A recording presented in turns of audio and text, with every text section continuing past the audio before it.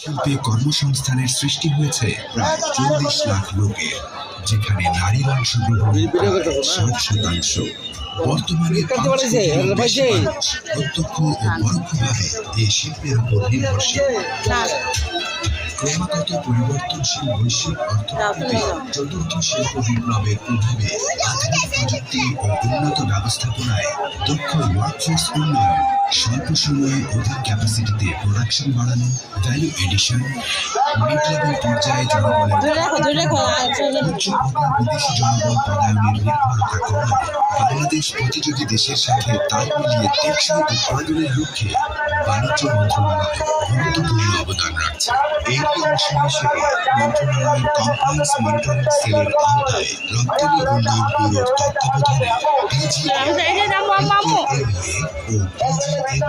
university of fashion and technology এর ব্যবস্থাপনায় শ্রমিক,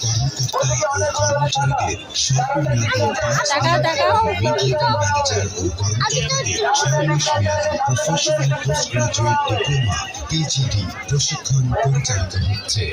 ২০১১ সাল হতে শুরু হয়ে কর্মকর্তা পর্যায়ে compliance norms, production planning, invent level manager ও কর্মকর্তাদের ৬ মাস মেয়াদী প্রফেশনাল পোস্ট গ্রাজুয়েট ডিপ্লোমা বা পিজিডি কোর্সে garments business management, industrial engineering and manufacturing system ও অ্যাপারেল ফ্যাশন ডিজাইন বিষয়ে ২০২১-২২ থেকে শুরু করে ২০২৩